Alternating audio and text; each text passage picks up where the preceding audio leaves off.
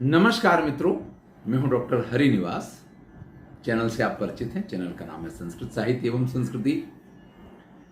इस समय हितोपदेश चल रहा है। कुछ स्थितियां ऐसी थीं कि जिसकी वजह से एक लंबा अंतराल पड़ गया।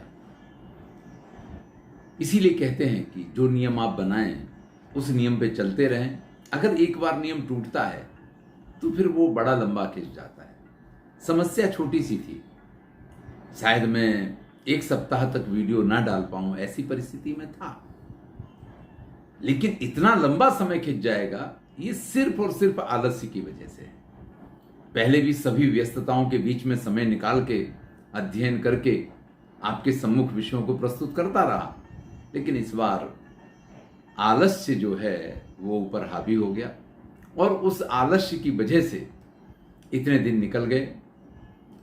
क्षमा ही मांग सकता हूं, इससे अधिक तो कुछ कर नहीं सकता हूं, क्योंकि जो समय चला जाता है उस समय को वापस नहीं लाया जा सकता है। कहते हैं कि नदी का बहा हुआ पानी और बीता हुआ समय, उसको वापस नहीं लाया जा सकता है। हितोपदेश चल रहा है। हमने देखा कि सुदर्शन नाम का जो पाटलिपुत्र का राजा है, श्रेष्ठ गुणों से युक्त स्वयं तो है, लेकिन उसके दो पुत्र हैं और दोनों पुत्र इस समय बड़े हो रहे हैं। ऐसे में उसको एक चिंता सताती है कि इन पुत्रों को बिगड़ने के लिए सारे साधन इनके पास मौजूद हैं। ऐसी स्थिति में अगर मैंने योग्य संस्कार इनको ना दिए, अगर सही मार्ग पे इनको नहीं लेकर के आए, तो अवश्य ही मेरी संतान बिगड़ जाएगी। देखिए, ये चिंता हर माता पिता को होनी ही चाहिए। कई बार क्या होता है कि माता पिता इस चीज की तरफ से थोड़े निश्चिंत हो, या ये कहिए कि अपनी व्यस्तताओं में इन चीजों पे ध्यान नहीं दे पाते हैं। परिणाम, जिसके लिए संतान के लिए या सुख के लिए वो जिन उपायों को कर रहे होते हैं, वो सारे उपाय करने के बाद भी उनको न तो जीवन का सुख और ना ही संतान संबंधी सुख योग्य रूप से मिल पाता है।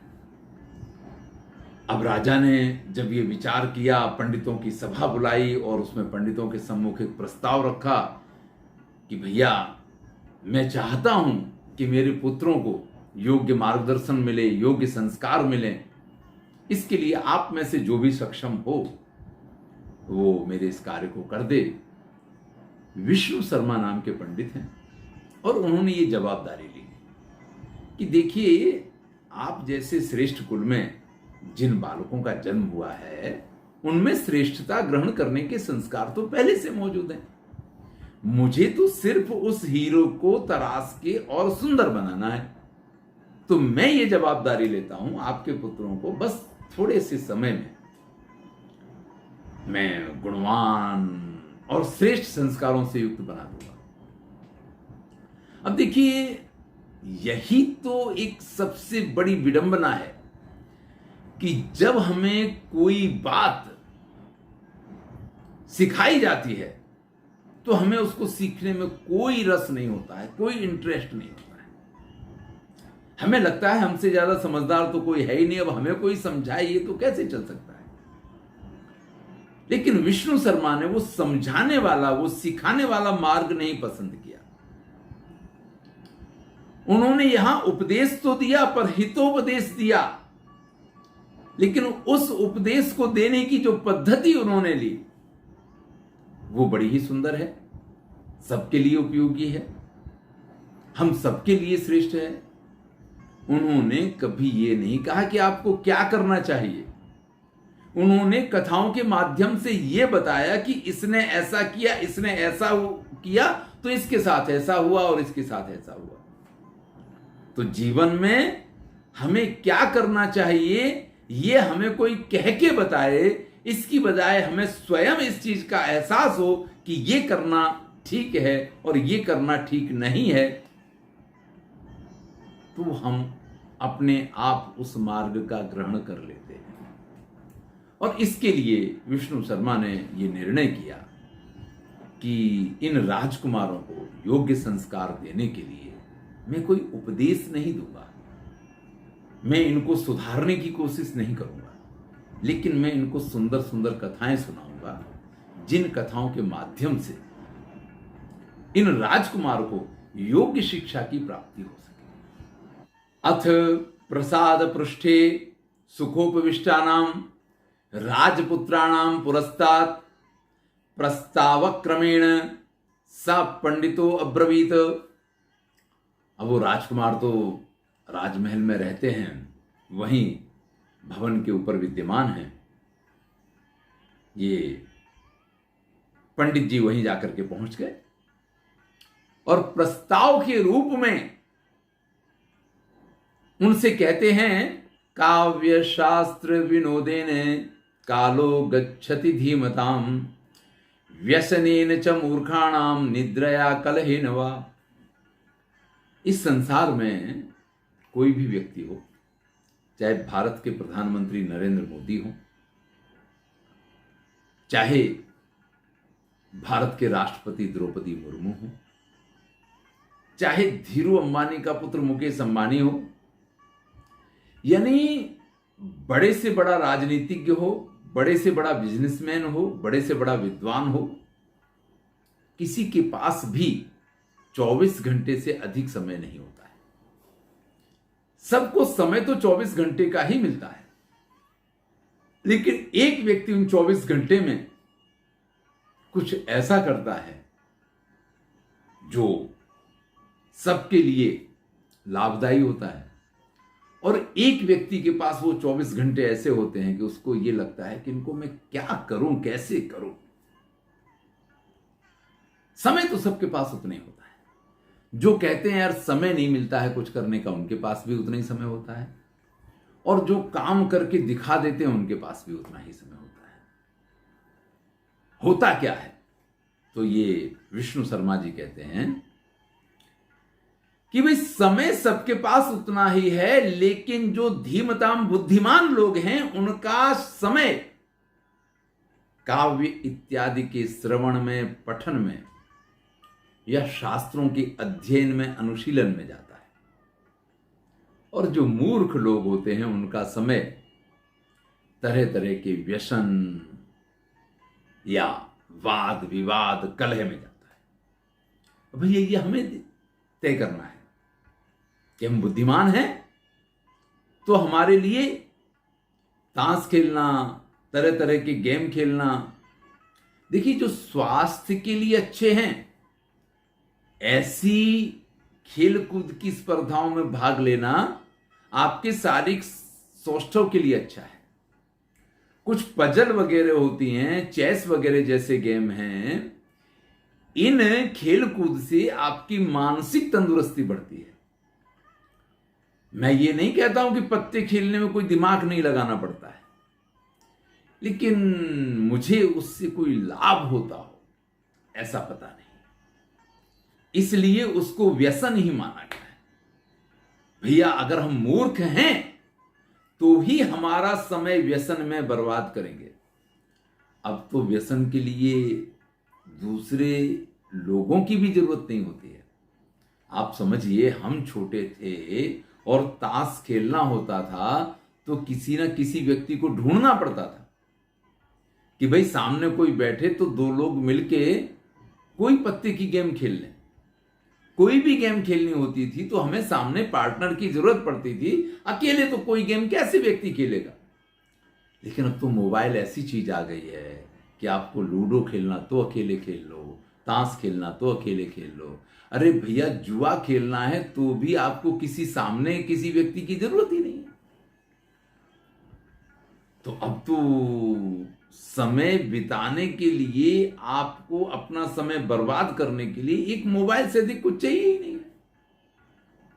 और फिर तरह तरह की वीडियो तो होती ही है वहां पे। घंटों व्यक्ति का समय कब कहां कैसे चला जाता है उसको पता ही नहीं चलता है। लेकिन जो मूर्ख हैं वो अपना समय इसमें व्यतीत करते हैं, और जो बुद्धिमान हैं वो हमारे जैसे किसी अच्छे चैनल पे जाकर के कुछ अच्छी अच्छी बातें सुनेंगे, अच्छे अच्छे ज्ञान की बातों को जानेंगे। तो अब आप लोग राजकुमार से वो पंडित जी कह रहे हैं, विष्णु शर्मा जी, तद भवताम विनोदाय कार्क कूर्मादि नाम विचित्राम कथाम कथयामि। तो देखो भैया, हम मूर्ख तो हैं नहीं, राजा के पुत्र हैं, आप श्रेष्ठ राजकुमार हैं, तो हम लोग अपना समय व्यर्थ तो व्यतीत करेंगे नहीं। चलो मैं आपको सुंदर सी कथा सुनाता हूं। यहां विचित्राम कथाम कथयामि शब्द का प्रयोग किया। विचित्र का अर्थ यहां, आजकल विचित्र शब्द का जिस रूप में प्रयोग होता है उस रूप में संस्कृत में प्रयोग नहीं हुआ करता था। संस्कृत में विचित्र का अर्थ है जिसको आज आप रंग बिरंगी कह सकते हैं, जिसको आप बहुत सारी कलरफुल कह सकते हैं। इस प्रकार की जो कथाएं हैं जिनमें तरह तरह की चीजें हैं, उन कथाओं को विचित्र कथा कहा जाएगा। आजकल तो किसी व्यक्ति को कह दो यार तुम तो बड़े विचित्र आदमी हो, तो वो बुरा मान जाएगा। पहले विचित्र एक गुण हुआ करता था, आज विचित्र शब्द जो है वो दुर्गुण के रूप में इस्तेमाल होने लग गया। चलिए, राजपुत्रों ने कहा कि आर्य कथ्यताम। अब देखिए, कोई भी बालक हो, उनकी ये विशेषता होती है कि उनको कथा सुनाने की बात की जाए तो कथा सुनने के लिए सभी तैयार रहते हैं। जल्दी से सुनाइए, हमें सुननी है कथा। विष्णु शर्मा कहते हैं सुनो, चलो भैया हम सुनाते हैं। पहले मित्र लाभ को प्रस्तुत करते हैं। मित्र लाभ की जरूरत क्या है? अब देखिए, राजाओं के लिए सबसे ज्यादा जरूरी है अच्छे मित्रों का उनके आसपास होना। इसलिए जब विष्णु शर्मा इन राजकुमारों को कथा सुनानी शुरू करते हैं तो मित्र लाभ से उसकी शुरुआत करते हैं। हमारे जीवन में भी जब हम छोटे थे ना, तो हमारे लिए धन का उतना महत्व नहीं था, हमारे लिए अन्य किसी चीज का उतना महत्व नहीं था जितना महत्व मित्रों का होता है। छोटे बच्चों की जेब में पैसे नहीं होते हैं, लेकिन उनके आसपास उनका मित्र, उनका एक जो वर्तुल होता है, एक सर्कल जो होता है, जो एक उनकी मंडली होती है, वही उनके आनंद और उनकी समस्या के समाधान का कारण होता है। यहां विष्णु शर्मा कहते हैं असाधना वित्तहीना बुद्धिमंता सुहृत्तमा साधयंत्या सुकार्याणि काककूर्म मृगाखुवत। देखिए, साधन है और व्यक्ति कार्य करता है, कर ही सकता है, क्योंकि उसके पास साधन सामग्री है, तो कार्य करने में क्या समस्या हो सकती है। लेकिन कोई साधन नहीं है, कोई धन संपत्ति भी नहीं है, फिर भी अगर व्यक्ति के पास बुद्धि है और उसके साथ उसके मित्र हैं, तो कोई भी कठिन से कठिन कार्य हो, वो व्यक्ति सरलता से उस कार्य को पूर्ण कर सकता है। बहुत बड़ी बात कह रहे हैं आप। हम कई बार ये कह करके पीछे हट जाते हैं, अरे यार हमारे पास कुछ था ही नहीं, हमारे पास पैसे नहीं थे, हम क्या करते, हमारे पास कोई साधन सामग्री नहीं थी, हम क्या करते। चलिए, पैसे के लिए आपको कुछ करना पड़ेगा, साधन सामग्री के लिए कुछ करना पड़ेगा, लेकिन लोगों को अपना मित्र बनाने के लिए तो मीठी भाषा, मधुर वाणी, अच्छा व्यवहार ही जरूरी है ना। इसके लिए धन संपत्ति की जरूरत नहीं होती। आपको किसी को अपना मित्र बनाना है, इसके लिए उसके ऊपर आप धन खर्च करें, ये आवश्यक नहीं है। और धन खर्च करने से जो मित्र बनते हैं वो सच्चे मित्र भी नहीं होते। आपके पास साधन सामग्री है, उसकी वजह से कोई आपका मित्र बना है तो सच्चा मित्र नहीं हो सकता है। हो भी सकता है, मैं ये नहीं कहता हूं कि नहीं हो सकता है, लेकिन मित्रता के लिए ना तो धन अनिवार्य है, ना मित्रता के लिए आपके पास साधन सामग्री अनिवार्य है, और कार्य सिद्धि के लिए साधन सामग्री अनिवार्य नहीं है, कार्य सिद्धि के लिए धन अनिवार्य नहीं है, कार्य सिद्धि के लिए मित्रों का होना अनिवार्य है। ये बात यहां पे विष्णु शर्मा उन बालकों को बता रहे हैं, और इसके लिए हम आपको कथा सुनाते हैं काक कूर्म मृगाखुवत। कौवे, कूर्म यानी कछुआ, मृग तो आप जानते हैं, और आखु यानी चूहे की कथा सुनाते हैं। राजपुत्र कहते हैं कथम एतत्, क्या कथा है, जल्दी सुनाइए। तो विष्णु शर्मा कहते हैं अस्ति गोदावरी तीरे विशाला सालमली तरु। गोदावरी नदी के किनारे एक विशाल सालमली का वृक्ष था। तत्र नाना दिग दिशाद आगत्य रात्रौ पक्षिणो निवसन्ति। वहां दिशाओं से, विविध दिशाओं से आकर के भाई बड़ा सा वृक्ष, पक्षी आते और वहां निवास किया करते थे। रात्रि को बड़ा आनंद उनको आया करता था। देखिए, ये व्यक्ति का ही स्वभाव नहीं होता है, ये प्राणियों का भी स्वभाव होता है। अकेलापन तो किसी को ही अच्छा लगता है। सबको एक समाज की आवश्यकता होती है, सबको एक समूह की आवश्यकता होती है। तो जैसे मनुष्य अकेला हो तो बड़ा बोर होता है, बिना बात के डिप्रेशन में चला जाता है, और लोगों के बीच में हो तो आनंद में रहता है, उसी प्रकार से पक्षी भी, और विशेष करके रात्रि के समय हम एकांत तो चाहते हैं, लेकिन हम अकेला नहीं रहना चाहते हैं। एकांत का तात्पर्य यह है कि शांति हो, और अकेले का तात्पर्य यह है कि आपके आसपास कोई ना हो। नहीं नहीं नहीं, आसपास पूरा समाज होना चाहिए। रात को किसी जंगल में रहना अच्छा नहीं लगता है, वहां आप अकेले भी होते, एकांत भी होता है। भैया एक आध दिन ऐसा कुछ कहीं आप चले जाएं वो अलग बात है, बाकी गांव में, शहर में, लोगों के बीच में रहना ही व्यक्ति को अच्छा लगता है। चलिए, यहां उस गोदावरी नदी के किनारे जो सालमली का वृक्ष है, उस पे जगह जगह से, देश देशांतर से आकर के पक्षी रात को निवास किया करते थे। अब एक दिन की बात है, कदाचित अवसन्नायाम रात्रौ अस्ताचल चूर्णावलंबिनी भगवती कुमुदिनी नायके चंद्रमसी लघुपतन नामावाय सह प्रबुद्धा। भाई रात्रि पूर्ण हो रही थी, चूर्णावलंबिनी भगवती कुमुदिनी नायके, जिनके उदय होने से कुमुदिनी खिल उठती है, ऐसे भगवान चंद्रमा रात्रि समाप्त होने की वजह से बिल्कुल अस्ताचल की ओर जा रहे थे। सूर्योदय होने की तैयारी है, एकदम जिसको आप कहते हैं कि भोर का समय था। लघुपतनक नाम का एक कौवा है, वो जगा, और जगने के साथ ही उसकी नजर पड़ी कृतांतम इव द्वितीयम आयांतम व्याधम अपश्यत। जैसे स्वयं यमराज चले आ रहे हों, इस प्रकार से एक शिकारी को आते हुए देखा। हित अनहित पशु पक्षी जाना, क्या हमारे लिए श्रेष्ठ है, क्या हमारे लिए निकृष्ट है, कौन हमारा हितैषी है और कौन हमारा शत्रु है, इस बात को पशु पक्षी भी जानते हैं। उस लघुपतनक नाम के कौवे ने उस वृक्ष पे सुबह होते ही जैसे ही आंख खोली और दूर नजर दौड़ाई, तो उसको क्या दिखाई देता है कि जैसे यमराज चले आ रहे हों, इस प्रकार से एक शिकारी चला आ रहा है। तम अवलोक चिंतयत, उसको देखने के साथ ही वो कौवा विचार करने लग गया, अद्य प्रातरेव अनिष्ट दर्शनम जातम। भैया आज तो सुबह सुबह ही अनिष्ट का दर्शन हो गया।